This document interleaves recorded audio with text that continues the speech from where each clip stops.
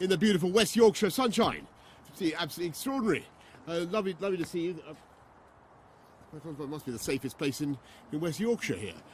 Thank you all very much for coming along, and this is the beginning, the launch of a fantastic programme that we have in this government that we're very proud of to recruit a big new wave of police officers across our country. And I want to say a big thank you to all those here, all those who are signing up, and everything that you're going to do. And this is part, as you may know, of a big effort by this government to deliver on the priorities of the British people. And as you may have seen yesterday, I hope you saw it, there was a big announcement about more spending for the NHS, 20 new hospital upgrades on top of the 34 billion that we're putting in to the NHS of new money. We are levelling up education funding around the country so that all schools get an uplift, both primary and secondary schools. But in my view, policing safe streets is the absolute bedrock of society. It's what drives a successful and productive economy. It gives people the confidence to invest, to improve their neighbourhoods. Safe streets are absolutely vital for our country, and it is you in the police who are delivering safe streets. And I absolutely want to thank you from the bottom of my heart for what you do. I used to be Mayor of London, and I was effectively I was Police and Crime Commissioner for London, and I know the incredible work that the police do. And the most important thing I think politicians can do is back the police, give you the top cover for what you do, whether that's ensuring that you have the proper legal protections for important things like stop and search, or above all making sure that you have the funding that you need. And this programme, as you know, is just the beginning, the first 6,000 of a programme to recruit 20,000 more police officers. And are you guys new recruits? Fantastic. Thank you very much for what you're doing. Thank you. And they're always learning the caution. You know the caution. You know what you have to say when you call someone. You do not have to say anything. Is that right? But anything you say. No, but if you fail to mention something which you later rely on, hang on, let's get this right. Can you remember it? They all know it. Which you later rely on in court, may be taken into account. Anyway, you get the gist.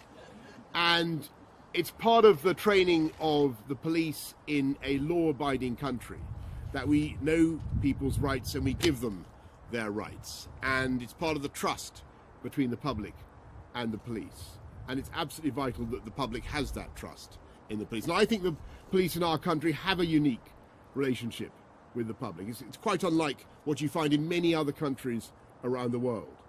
And I'm immensely proud of the way we do it and of our record in bringing crime down. And we want to go on, as I say, to recruit another 20,000 officers in this country. And I hope you think that that is the right thing to do. And yes, of course, I understand that crime is changing and crime is now a lot more online. But I think people in this country want to see police officers out on the streets, spreading that sense of reassurance, making sure that everyone in their neighbourhood feels safe and looked after. And we are going to insist on that. And this first push will cost, as Sajid Javid announced yesterday, £750 million for the first wave. There will be more to come. And I just want to make a quick point about spending money in this country, which is that there are some people who are now suggesting that we should spend £1 billion more a month, not £750 million, but £1 billion more a month to stay in the European Union beyond October the 31st.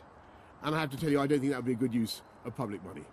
And I'm going to make sure that we don't have that unnecessary delay. And I'm going to do everything I possibly can to make sure that this country comes out of the EU on October the 31st. But unfortunately, Parliament voted yesterday effectively to scupper our negotiating power and to make it much more difficult for this government to get a deal. So what I want to do now is to really give the country a choice. We either go forward with our plan to get a deal, take the country out on October the 31st, which we can, or else somebody else should be allowed to see if they can keep us in beyond October the 31st. And I have to tell you, I don't think that would be the right way forward.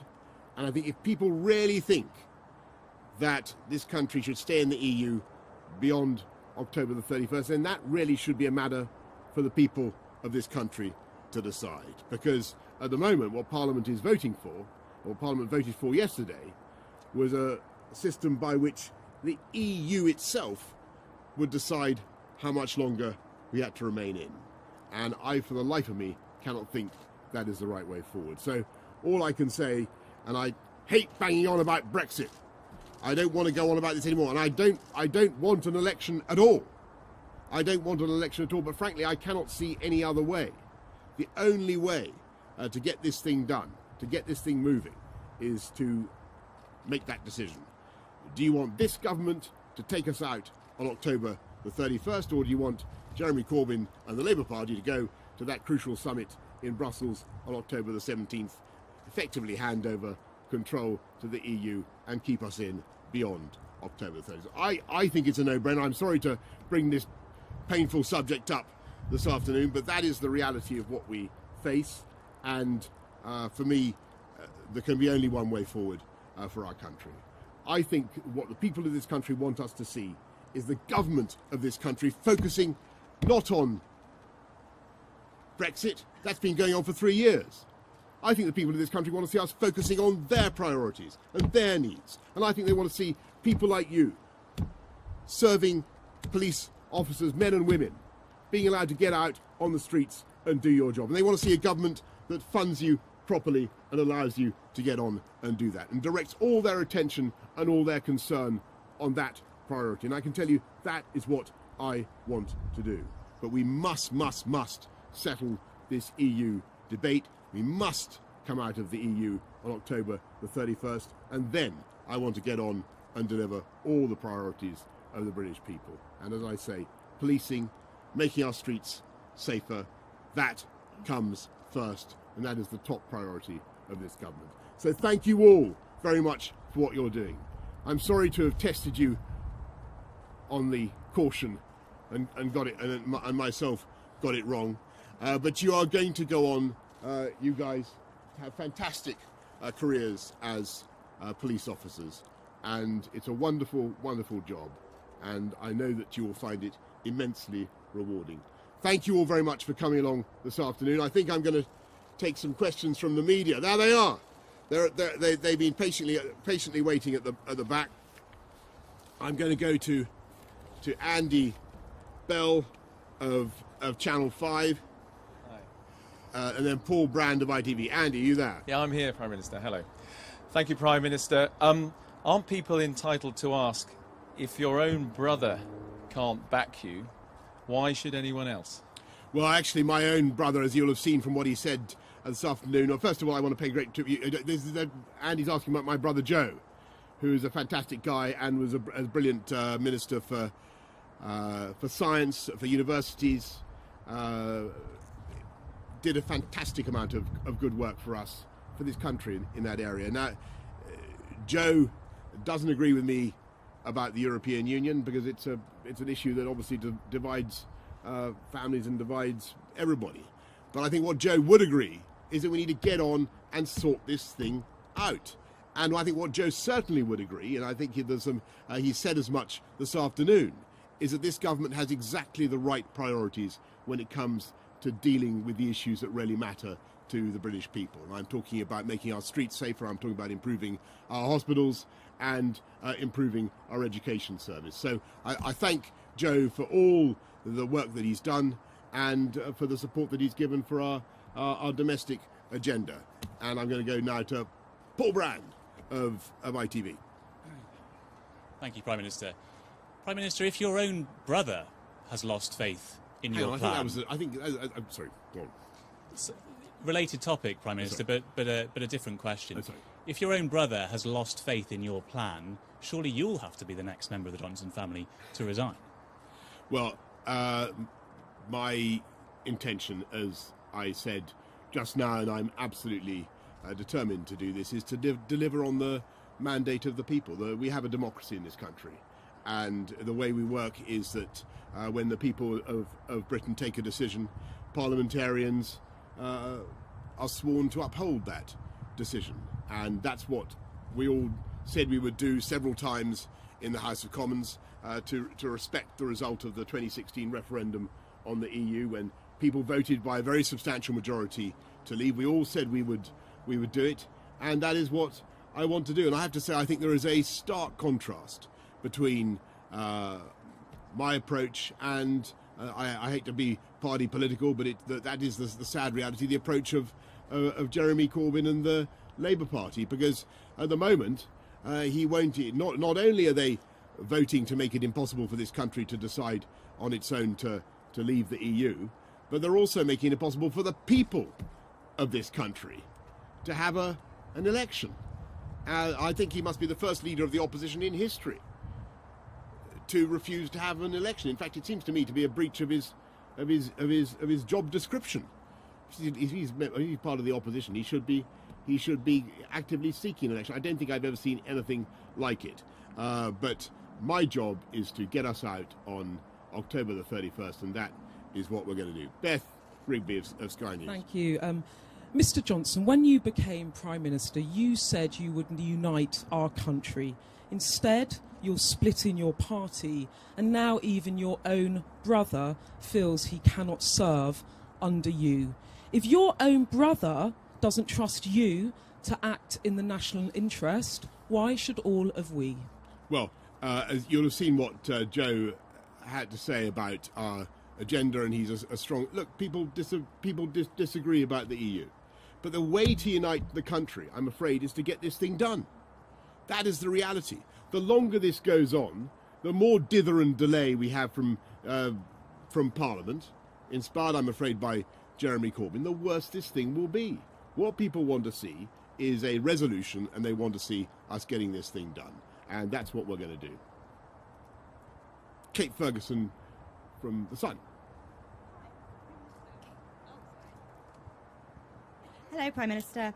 Can you make a promise today to the British public that you will not go back to Brussels and ask for another delay to Brexit? Yes. And sorry. I can. And would you I'd rather be dead in a ditch. So you would resign first, Prime Minister, rather than go and ask for that delay? I just don't. It costs £1 billion a month. It achieves absolutely nothing. What on earth is the point of further delay? I think it's totally pointless. Claire Ellicott from the Daily Mail. Thank you. Your own Chancellor has become the latest Tory MP to voice concerns about your purge of 21 rebels from the party. Do you regret your actions? Were they too hasty? And is there a way back for those MPs? Well, let's be clear what we want to do. I think what this country wants and what people in Parliament want is to see us coming out of the EU on October the 31st. And I'm afraid that the bill that was passed yesterday, alas, really makes it much more difficult for us to negotiate. And what it says, it actually draws up the MPs wrote a letter that the Prime Minister would have to give to Brussels, demanding an extension beyond October the 31st, and then Brussels, the EU, would decide how long the UK was going to remain in the EU. And with the best will in the world, I cannot see how that is democratic unless that is put to the British people. I think if that is really what Parliament wants, to give the EU this power to keep us in the EU themselves, and to scupper the negotiations, then I think there should be a clear choice for the country, and we should decide who do you want to be at that crucial summit on October the 17th. Do you want Jeremy Corbyn going there with his plan to extend and delay and keep us in the EU forever and a day, or do you want to settle this thing, bring us all together, and deliver on the mandate of the people? And that is what I will do. So for me, that is very, very clearly the way forward, and that's the point that I made to all my colleagues and friends in Parliament. And no one, of course, discipline is always tough, but here we are amongst a body of men and women who know that sometimes you have to administer discipline, and you have to be very clear about your message, and that's what we're being. So Kate Proctor in the Guardian, from the Guardian. Thank you, Kate Proctor from The Guardian. Prime Minister, exactly when are you going to hold an inquiry into Islamophobia in the Conservative Party that you promised to do on live television? Well, we are going to have as I think Sajid Javid and I agreed, we're going to have a general inquiry into all manner of racism and hate crime as soon as that can be got underway. But I have to tell you, we have a zero tolerance policy towards Islamophobia and all manner of hate crime and prejudice in the Conservative Party, as you can imagine. I think that is going to be it. I'll take one more there and one more there. You say no.